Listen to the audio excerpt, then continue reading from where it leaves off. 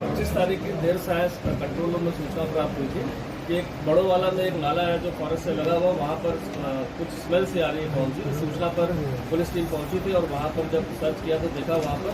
2 dead body मिली थी और चूँकि देर साय का वक्त था 2 डेड बॉडी को रिकवर करके मॉर्चरी भिजवा दिया गया था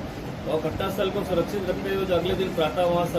सर्च ऑपरेशन किया गया और फोरेंसिक की टीम और डॉग स्क्वाड को बुलाया गया तो वहाँ पर एक बॉडी और महिला की रिकवर हुई थी जो कूड़े के अंदर दबा के रखी गई थी। काफ़ी सारा कूड़े का ढेर था वहाँ पर दबा के रखी गई थी और इसके बाद यह घटनास्थल के निरीक्षण और जो वहाँ से कपड़े और अन्य सामान जो बरामद हुआ था उससे स्पष्ट हो रहा था कि एक ही फैमिली है और इसमें जो बच्चे हैं और जो मदर है वो कहीं ना कहीं एक ही परिवार से जुड़े हुए हैं और इनको कहीं ना कहीं हत्या करके या इस तरह करके डंप किया गया। क्योंकि घटना बहुत ही अति संवेदनशील थी, हर जगह इसमें हमने गुमशुदगी के लिए पूरे प्रयास किए कि कहीं गुमशुदगी पूरे हमारे जनपद में कहीं लिखी हो इस तरह की। आसपास के संबंधी जनपदों में खासकर जो हमारे वेस्टर्न यूपी के सब जगह हमारी अगर टीम व्यक्तिगत रूप से भेजी गई, लेकिन कहीं भी कोई इस तरह की गुमशुदगी जो मैच कर रही हो जिसमें गुमशुदगी काफ़ी थी, महिलाओं की थी, बच्चों की थी, लेकिन कोई ऐसा मैच नहीं हो रहा था जो इस उम्र से मेल खा रहा हो। इसके बाद हमारे द्वारा जो है वहाँ पर जब घटनास्थल का बारीकी का निरीक्षण किया गया तो वहाँ पर एक बस का एक टिकट मिला था जो जिसके नंबर वगैरह घिस गए थे, लेकिन उस सीरीज़ को देखते हुए हमने सारे कॉम्बिनेशन पर जो उसको ट्राई किया और ये पता चला कि एक बस जो नेटौर से चली थी वहाँ पर 2 लोग इसमें चढ़े थे जो थे और वो टिकट उन्हीं का प्रतीत होते हुए हमने पूरा अंदाज़ा लगाते हुए सीसीटीवी फुटेज बस स्टैंड के लिए तो वहाँ पर वो महिला और बच्चे एक संदिग्ध मोटरसाइकिल पर बैठ के जाते दिखाई दिए रात्रि को 10:30 बजे के करीब। जो उससे ऐसा क्लियर हो गया था कि इनको कहीं ना कहीं कोई मोटरसाइकिल पर बैठा के ले गया।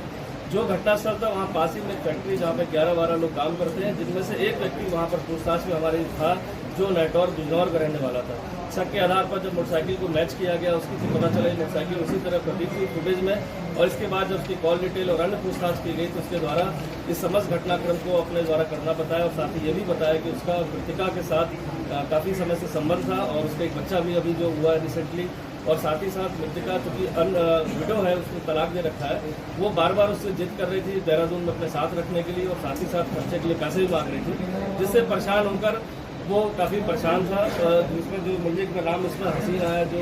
रहने वाला नेटौर का ही है और जब मृतिका अपने बच्चों के साथ बस से पहुंची तो उसके दिमाग में था कि ये जो घटनास्थल है वहाँ पर सुनसान रहता है, 7-7:30 बजे के बाद वहाँ कोई एक्टिविटी रहती है। एक नाला है जहाँ पर बरसाती नाला है जो बरसात में बहता है तो उसको लग रहा था डेड बॉडी को अगर यहाँ छिपा देते हैं तो बरसात में वो कहीं ना कहीं बॉडी बह जाएगी और पता नहीं चलेगा। तो देर रात्रि उसको वहाँ बुलाकर जब वो मोटरसाइकिल से लेकर आया तो उसने मृतिका को बहाने से उसका गला दबा दिया और साथ ही 2 बच्चों का भी सोते में गला दबा के और समस्त घटनाक्रम को छुपाने के लिए उसके सामान को विभिन्न जगहों पर जंगलों में फेंका, आज दाएं बाएं कूड़े में दबा दिया। साथ ही साथ बॉडी भी इस तरह से दबा दी गई अंदर और उस पर फोम रख दिया गया जिससे कि बॉडी की स्मेल ना आए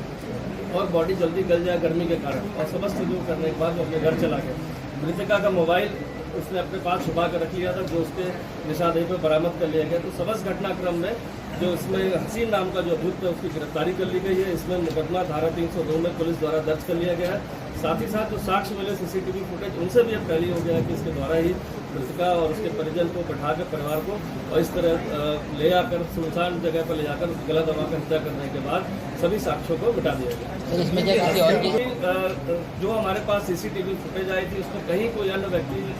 नहीं दिखाई दिया। साथ ही साथ एक फुटेज हमें जो घटनास्थल है उसके काफ़ी पास में हमें मिली है दोनों तरफ, जिसका भी अवलोकन कर लिएगा, जिसमें ये अकेले मोटरसाइकिल से उन लोगों को बैठा के लाते हुए दिखाई दिया और बाद में करीब 1-1.25 घंटे बाद वो वहाँ से अकेले जाता दिखाई दिया। इस दौरान वहाँ पर कोई एक्टिविटी नहीं मिली। फिर भी इसमें कहीं कोई और सम्मिलित ना हो इसके लिए भी हमारी जो टीम है विस्तृत पूछताछ कर ली है, समस्त सीसीटीवी को कब्जे में ले लिया है और वहाँ पर जो इसके द्वारा जितना घटनाक्रम को बताया गया वो ऑलमोस्ट हमने जाके मौके पर उसको वेरीफाई कर लिया है। तो जो चीज़ें इसने जिस तरह से बताई थी कि मैंने वहाँ इस चीज़ को फेंका है, मैंने यहाँ ये बैग रखा था, यहाँ पर मोबाइल अपना छुपाया, तो सभी चीज़ें उससे टैली कर गई हैं। तो उस घटनाक्रम में मुझे नहीं अभी तक लग रहा है कि इसमें कोई अन्य शामिल है। फिर भी विवेचना चुके भी मुकदमा दर्ज हो गया, विवेचना चल रही, अन्य कोई साक्ष्य आते हैं तो उस पर भी कार्रवाई की जाएगी। मूल कारण ये रहा कि जो मृतक जो इसमें अभियुक्त है हसीन वो खुद शादीशुदा है और साथ ही साथ उसके इतनी सैलरी उसको नहीं मिलती कि वो 2 परिवारों को पाल सके और बीच बीच में जब बच्चा होने के बाद खर्चे की डिमांड की गई और जो मृतिका द्वारा खुद आकर यहाँ पर कहा गया कि वो कमरे में या उसके लिए कमरा ले यहाँ पर जिससे वो रहे यहाँ पर और इससे वो परेशान हो गया था। उसको लग रहा था कि अब इससे बचने का कोई रास्ता नहीं है और ये उसके परिजनों को भी पता चल जाएगा और उन लोगों को नहीं पाल सकता है, तो उसके द्वारा ये घटनाक्रम को अंजाम दिया। करीब 1 से 1.5 साल से करीब ज़्यादा समय से ये आपस में संपर्क में थे क्योंकि गाँव में भी